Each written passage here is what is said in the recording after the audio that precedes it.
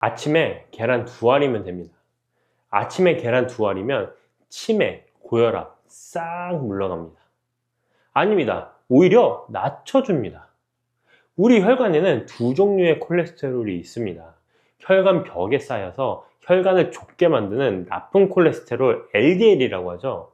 그리고 이 나쁜 놈들을 분해해서 간으로 보내버리는 좋은 콜레스테롤 HDL이 있어요. 계란 노른자의 레시틴은 바로 이 HDL, 좋은 콜레스테롤의 수치를 높여주는 역할을 합니다. 동시에 LDL, 나쁜 콜레스테롤은 분해해서 줄여주고요.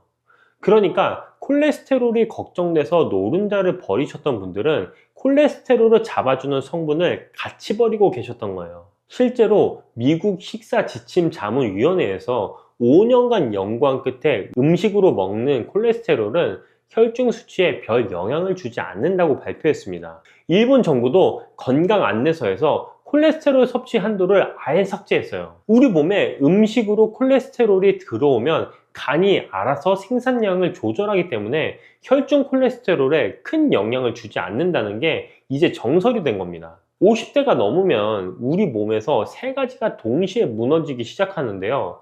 근육, 뼈, 그리고 뇌입니다. 근육부터 볼까요? 해마다 근육이 조금씩 빠지는데 본인은 잘 모르세요. 그러다가 어느 날 계란 오를 때 무릎이 시큰해지고 앉았다 일어나는 게 힘들어지는 순간이 옵니다. 근육을 지키려면 양질의 단백질을 꾸준히 드셔야 하는데 고기는 가격이 만만치 않죠. 닭가슴살도, 한우도 매일 드시기엔 부담이 아주 큽니다. 뼈도 마찬가지예요. 특히 여성분들은 폐경 이후에 골밀도가 급격히 떨어지거든요. 뼈에 칼슘을 붙이려면 비타민 D가 꼭 있어야 하는데 우리나라 국민 중에 비타민 D를 적정량 섭취하는 비율이 고작 5.8%밖에 안 됩니다.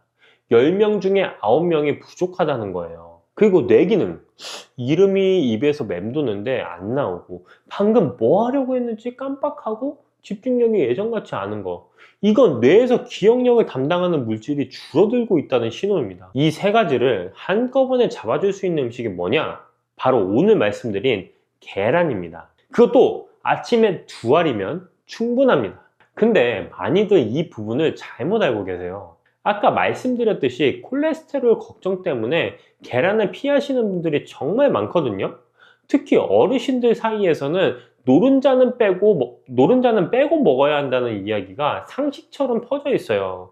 그래서 일주일에 한두 개만 조심조심 드시거나 아예 안 드시는 분들도 계시거든요. 이렇게 계란을 피하시면 어떤 일이 벌어지냐면요, 가장 싸고 가장 쉽게 섭취할 수 있는 양질의 단백질을 놓치게 되는 겁니다. 고기를 잘 못 드시는 어르신들, 중년 이상 여성분들 중에 저는 고기 못 먹어요 하시는 분들이 꽤 계시거든요. 이런 분들에게 계란은 거의 유일한 단백질 공급원이에요. 그마저도 콜레스테롤 걱정에 안 드시게 되면 근육은 계속 빠지고 뼈는 약해지고 뇌 건강에 필요한 영양소도 부족해지는 악순환에 빠지는 겁니다. 진료실에서도 고기를 못 드시는 어르신들께 가장 먼저 권하는 게 찐 계란이라고 해요. 실제로 고기는 안 드셔도 찐 계란은 잘 드시는 분들이 많거든요. 그렇게 계란으로 단백질을 채우면서 근육도 지키고 건강도 챙기시는 분들을 많이 봤다고 합니다. 계란 하나에 80칼로리, 단백질 7g입니다. 이 가격에 이 영향을 줄 수 있는 음식이 또 있을까요? 그러면 계란에 정확히 뭐가 들어있길래 이렇게 좋다는 건지 하나씩 제대로 짚어드리겠습니다. 자, 첫 번째는 단백질입니다. 계란 하나에 약 7g의 양질의 단백질이 들어있어요. 우리 몸에 필요한 필수 아미노산 9가지가 균형 있게 다 들어있어서 영양학에서는 계란 단백질을 기준 단백질로 삼을 정도입니다. 이 2알이면 14g, 이게 닭가슴살 반덩이와 맞먹는 양이에요. 근데 가격은 비교가 안 되죠. 계란만큼 가성비 좋은 단백질 식품은 찾기가 어렵습니다. 다이어트 하실 때도 마찬가지입니다. 기초 대사량을 유지하려면 근육이 있어야 하고 근육을 지키려면 단백질이 필요한데 계란이 그 역할을 가장 효율적으로 해줍니다. 자, 두 번째는 콜린입니다. 이건 뇌 건강의 핵심적인 성분입니다. 우리 뇌에서 기억력과 학습 능력을 담당하는 콜린이 바로 재료입니다. 쉽게 말하면 뇌가 정보를 주고받을 때 꼭 필요한 연료인 거예요. 50대가 넘으면 이 아세틸콜린이라는 물질을 만드는 효율이 뚝 떨어지거든요. 그래서 음식으로 콜린을 보충해주는 게 중요한데 계란 두 알이면 하루에 필요한 콜린의 상당 부분을 채울 수가 있습니다. 연구에 따르면 콜린 섭취가 충분한 사람은 그렇지 않은 사람보다 인지 기능이 떨어지는 속도가 느리고 알츠하이머 발병 위험도 낮은 것으로 나타났습니다. 요즘 콜린 알포세레이트라는 뇌 영양제가 어르신들 사이에서 유행인데요. 이거 조심하셔야 됩니다. 서울대병원 연구팀이 1200만 명을 10년간 추적한 결과 이 약물을 복용한 사람이 복용하지 않은 사람보다 뇌졸중 위험이 43%가 높았다는 결과가 나왔어요. 약으로 억지로 넣는 것보다 계란으로 자연스럽게 콜린을 섭취하는 게 훨씬 안전하고 효과적인 겁니다. 자, 세 번째는 루테인과 지아잔틴입니다. 노른자가 왜 그렇게 노란색인지 아시나요? 바로 이 성분들 때문인데요. 루테인과 지아잔틴은 눈의 황반이라는 부분에 쌓여서 자외선이나 스마트폰 블루라이트 같은 유해한 빛으로부터 눈을 보호하는 선글라스 역할을 합니다. 나이 들면서 황반변성이나 백내장 걱정하시는 분들이 많으시죠? 계란 노른자가 이걸 예방하는 데 도움을 줍니다. 특히 계란의 루테인은 채소에 들어있는 것보다 체내 흡수율이 훨씬 높다는 게 큰 장점입니다. 노른자의 지방 성분이 흡수율을 도와주기 때문이에요. 자, 네 번째, 비타민 D입니다. 아까 말씀드렸죠? 뼈에 칼슘을 붙이려면 비타민 D가 꼭 필요하다고. 아무리 칼슘을 많이 드셔도 비타민 D가 없으면 소장에서 흡수가 안 돼요. 계란 노른자가 비타민 D를 자연스럽게 보충해 줄 수 있는 몇 안 되는 식품 중에 하나입니다. 햇볕을 충분히 쬐기 어려운 분들에게 특히 중요해요. 비타민 C와 섬유질만 빼면 우리 몸에 필요한 거의 모든 영양소가 계란 안에 들어 있습니다. 아침에 두 알이면 이걸 한 번에 다 챙기는 겁니다. 아침에 계란 두 알 드시고 나가면 일단 점심때까지 배가 안 고파요. 빵이나 시리얼, 콘프레이크 아침을 때우시면서 두세 시간 만에 출출해지잖아요. 계란은 단백질과 좋은 지방이 함께 들어있어서 소화가 천천히 됩니다. 그래서 포만감이 오래 가고 점심때까지 다른 간식이 생각이 안 날 정도예요. 그리고 더 중요한 건 혈당입니다. 잠을 자고 일어나면 우리 혈당은 잔잔한 호수 같은 상태입니다. 인슐린도 잔잔해지고 췌장은 쉬고 있죠. 이 상태에서 식빵에 잼 발라서 오렌지 주스와 함께 드시면 어떻게 될까요? 혈당이 갑자기 확 치솟습니다. 잔잔한 호수에 돌을 던지는 거랑 똑같아요. 이걸 혈당 스파이크라고 하는데 이때 엄청난 양의 인슐린이 분비되면서 혈당을 끌어내리고 그 과정에서 지방이 축적이 됩니다. 이 혈당 스파이크가 반복되면 더 심각한 문제가 생깁니다. 혈관 내벽 세포에 엄청난 스트레스가 가해지면서 상처가 나고 그 상처를 복구하는 과정에서 혈관이 점점 좁아집니다. 혈전이 쌓인다는 거죠. 수십 년간 단 음식으로 아침을 드셨던 분들 중에서 협심증이나 심근경색, 뇌졸중이 오는 이유가 바로 이 혈당 스파이크 때문입니다. 계란으로 아침을 시작하면 혈당이 천천히 올라가기 때문에 이 스파이크를 막을 수 있습니다. 하루 종일 탄수화물이 당기지 않는 몸 상태를 유지할 수 있다는 거죠. 그리고 머리가 맑아집니다. 콜린이 뇌에 공급되니까 아침부터 집중력이 올라가고요. 오후에 멍한 느낌도 줄어들어요. 2주 정도만 꾸준히 드셔보세요. 아침이 확실히 달라지는 걸 느끼실 겁니다. 하버드 대학 연구팀에서 대규모 연구를 진행한 결과 하루에 한두 알의 계란 섭취는 심장병 발병 위험과 무관하다는 결론을 내렸습니다.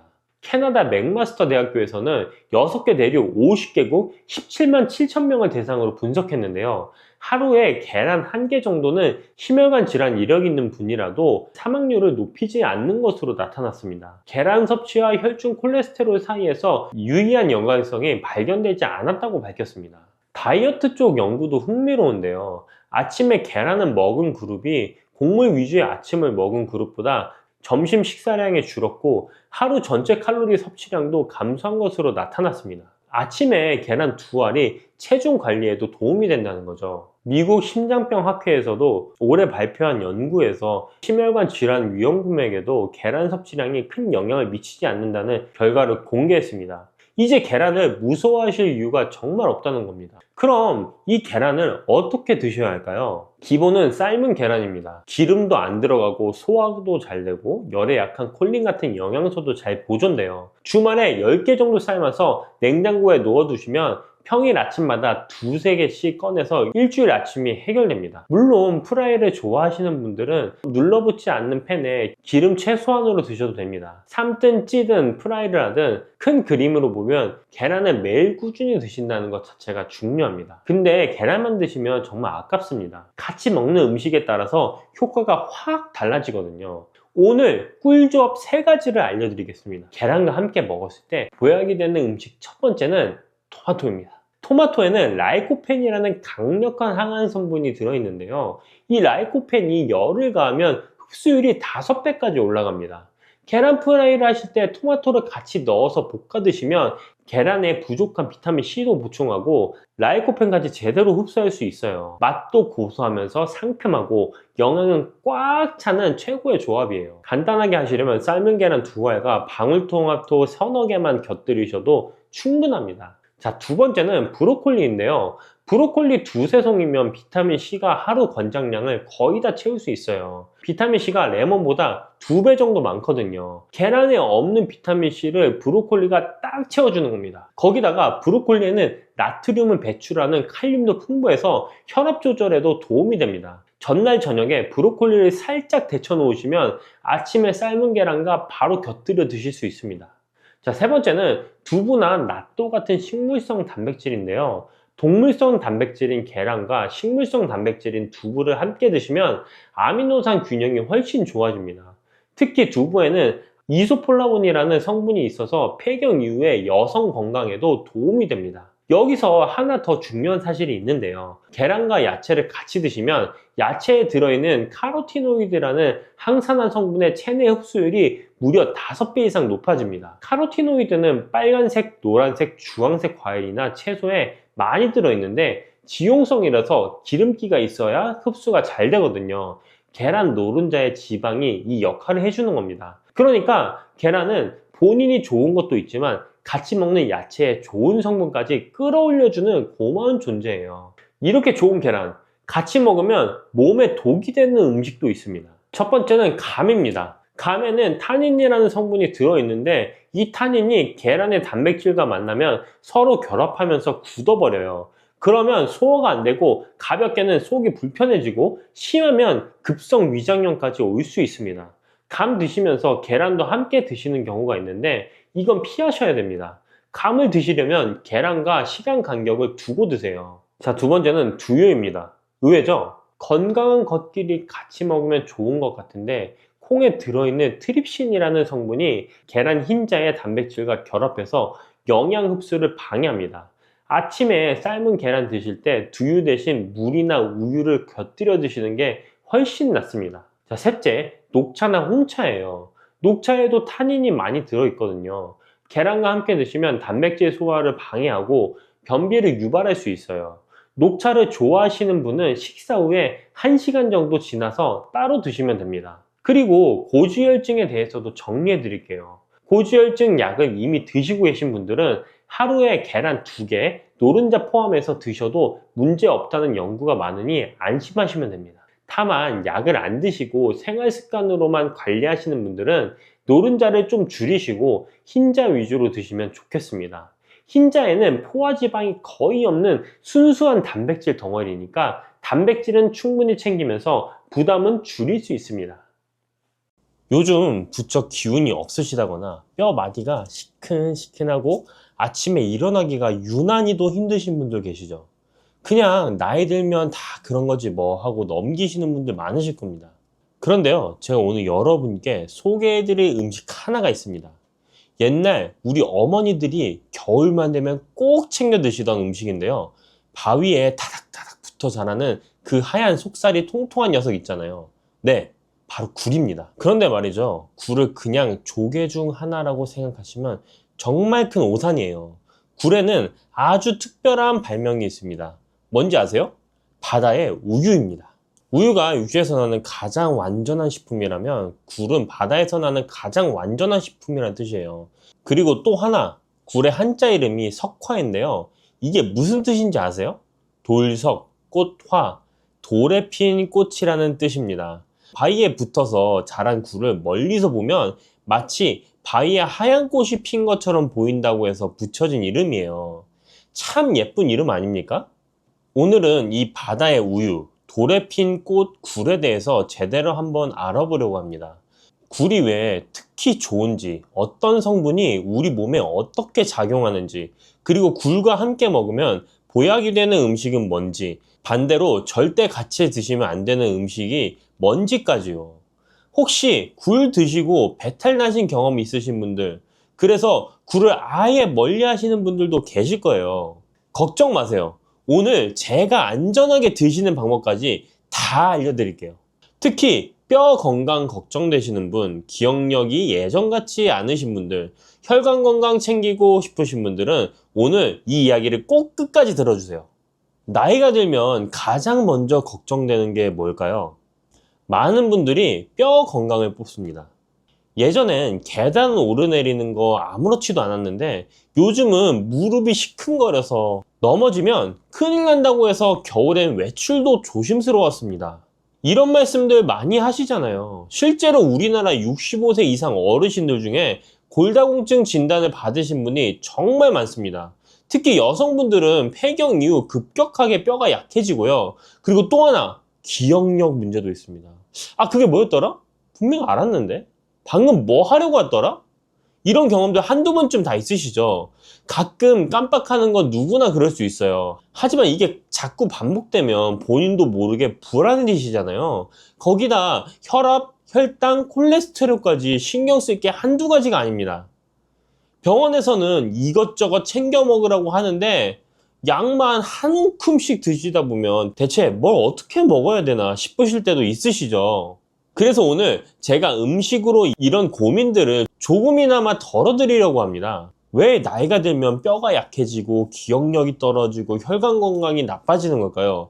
먼저 뼈 이야기부터 해볼게요. 뼈는 살아있는 조직이에요. 평생 동안 낡은 뼈는 녹아 없어지고 새 뼈가 만들어지는 과정이 반복됩니다. 그런데 문제는 나이가 들수록 새 뼈가 만들어지는 속도보다 낡은 뼈가 녹는 속도가 더 빨라진다는 거예요. 마치 월급은 그대로인데 지출만 늘어나는 것처럼요. 여기에 칼슘 섭취가 부족하거나 비타민 D가 모자라거나 운동량이 줄어들면 뼈는 더 빠르게 약해집니다. 기억력도 마찬가지예요. 우리 뇌는 비타민 B12라는 영양소가 꼭 필요한데요. 이게 부족하면 신경세포가 제 기능을 못합니다. 서울대학교 의과대학 연구에 따르면 비타민 B12 결핍은 알츠하이머를 포함한 치매와 관련이 있다고 합니다. 혈관 건강은 또 어떻고요? 나이가 들면 혈관벽에 콜레스테롤이 쌓이기 쉬워집니다. 혈관이 좁아지면 혈압이 올라가고 심하면 동맥경화로 이어지죠. 그런데요, 이 세 가지 문제를 한꺼번에 도와줄 수 있는 식품이 있습니다. 바로 오늘의 주인공, 굴입니다. 자, 이제 굴이 왜 그렇게 좋은지 본격적으로 알아볼게요. 첫 번째는 뼈 건강인데요. 국립수산과학원 자료에 따르면 굴 100g에는 칼슘이 무려 428mg이나 들어있습니다. 같은 양의 우유에는 113mg이 들어있거든요. 계산해보면 굴의 칼슘 함량이 우유의 3.78배나 됩니다. 그런데 칼슘만 많다고 뼈가 튼튼해지는 게 아니에요. 칼슘이 뼈에 제대로 붙으려면 비타민 D와 아연, 구리, 망간 같은 미네랄이 함께 필요합니다.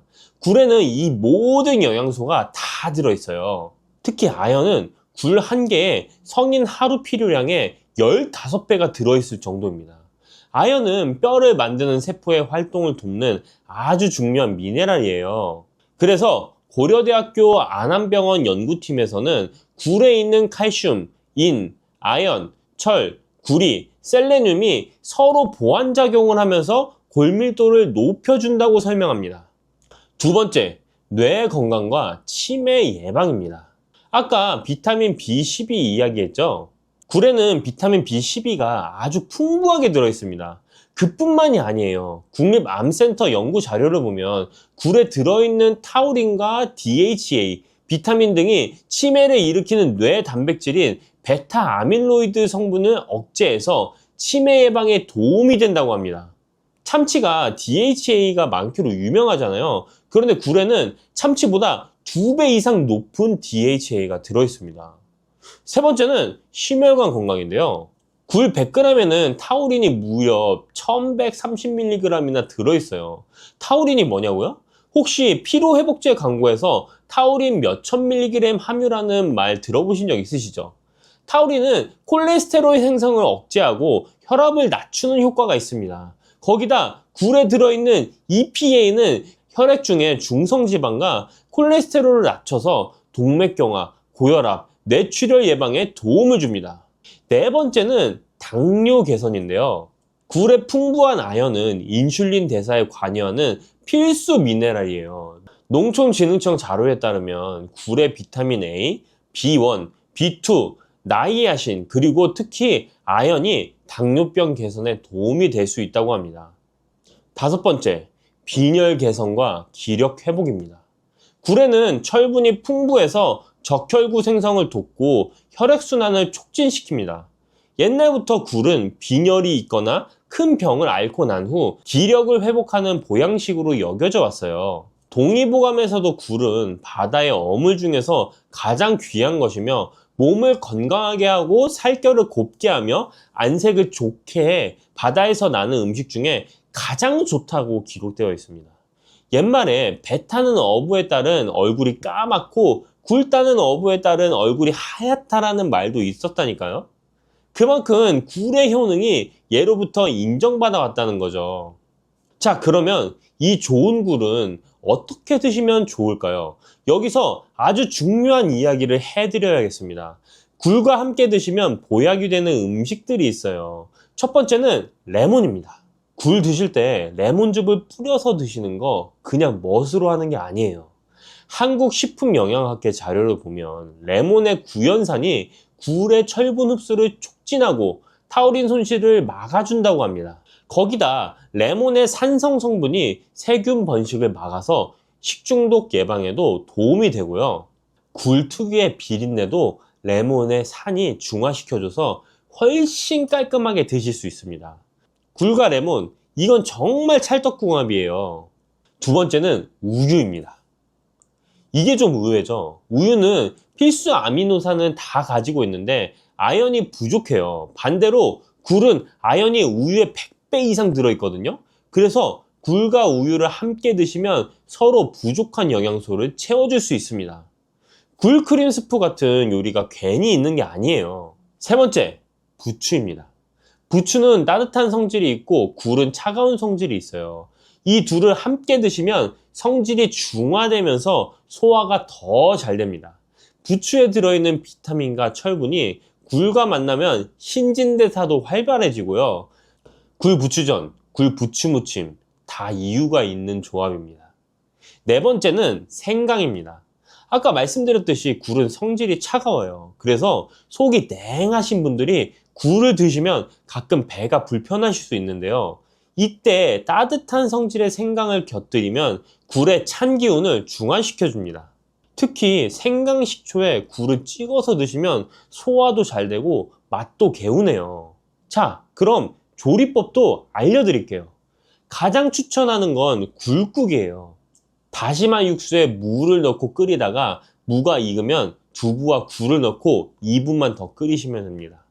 여기서 포인트는 굴은 오래 끓이면 질겨지고 맛이 없어져요. 그래서 새우젓으로 간을 하시고 대파 송송 썰어 넣으시면 속이 든든하고 소화도 잘 되는 보양식이 완성됩니다.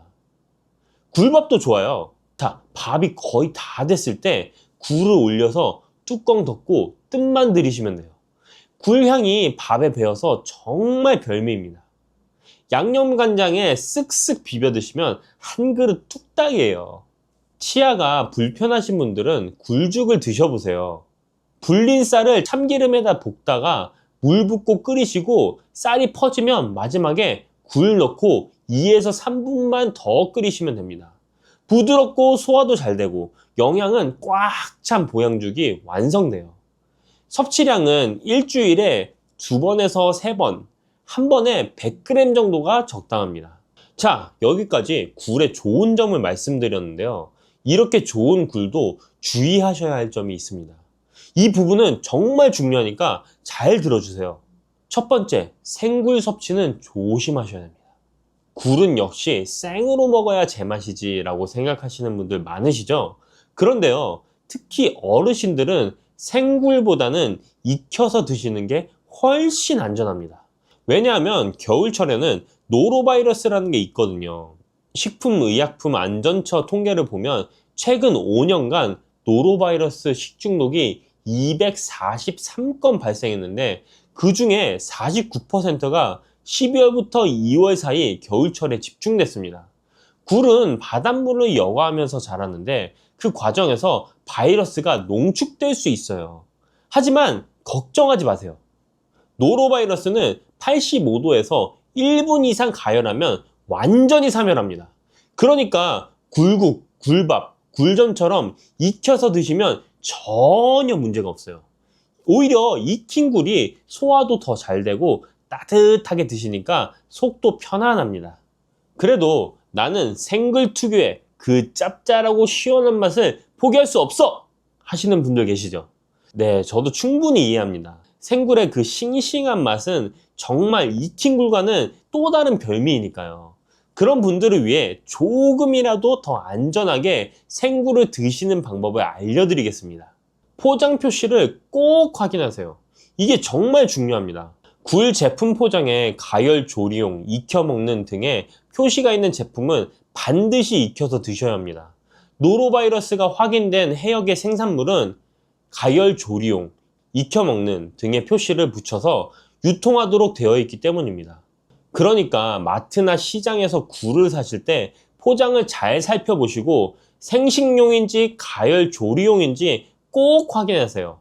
또한 물을 갈면 식중독균을 억제하는 알릴 이소티오시아네이트라는 성분이 나옵니다. 굴을 무즙에 잠시 담갔다가 찬물에 살살 흔들어 씻으면 불순물 제거에 도움이 됩니다. 물론 이 방법들이 노로바이러스를 완전히 없애주는 건 아니에요. 하지만 아무 조치 없이 드시는 것보다는 훨씬 낫습니다. 두 번째, 여름철에는 더욱 주의하셔야 합니다. 서양에서는 알이 없는 달에는 굴을 먹지 말라라는 말이 있어요.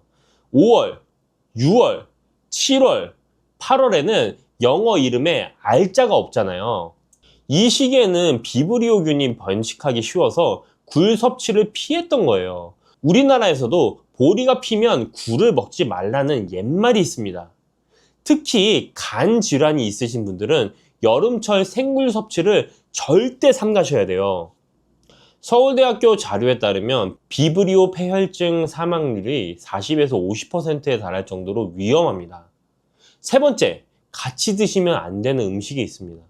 감하고 굴은 최악의 궁합이에요. 감의 떫은 맛을 내는 탄닌 성분이 굴의 철분과 결합해서 몸 밖으로 빠져나가게 만들거든요.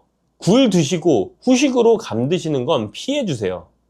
커피도 마찬가지예요. 커피에도 탄닌이 있어서 굴의 아연 흡수를 방해합니다. 굴 드신 후에는 커피보다 따뜻한 보리차나 생강차가 더 좋습니다. 네 번째, 과식은 금물입니다. 굴은 성질이 차가워서 한꺼번에 많이 드시면 속이 불편하실 수 있어요. 한 번에 너무 많이 드시기보다는 적당량을 여러 번 나눠서 드시는 게 좋습니다.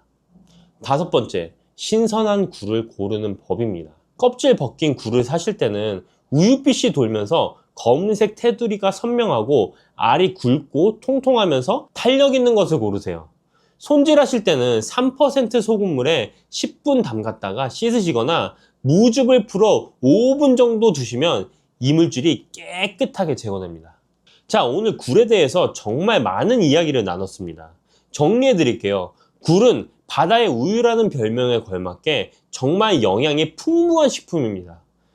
칼슘은 우유의 거의 4배, 단백질은 3배, DHA는 참치의 2배 이상, 특히 시니어분들께 중요한 뼈 건강, 뇌 건강, 심혈관 건강에 모두 도움이 되는 완전 보양식이에요. 레몬, 우유, 부추, 생강과 함께 드시면 효과가 더 좋아지고요. 감이나 커피는 피해 주시는 게 좋습니다. 그리고 가장 중요한 것, 생굴보다는 익혀서 드세요. 85도에서 1분 이상 가열하면 걱정 없이 안전하게 드실 수 있습니다. 굴국, 굴밥, 굴전, 굴죽 따뜻하게 익혀 드시면 소화도 잘 되고 속도 편하고 영양은 그대로 섭취하실 수 있어요. 이번 겨울 바다가 우리에게 선물한 돌에 핀 꽃, 굴로 건강 한번 챙겨보시는 건 어떨까요? 동의보감에서 바다에서 나는 음식 중에 가장 좋다라고 했던 그 굴, 옛 선조들의 지혜가 현대 과학으로도 증명되고 있습니다. 오늘 이야기가 여러분의 건강한 겨울나기에 조금이나마 도움이 되셨으면 좋겠습니다.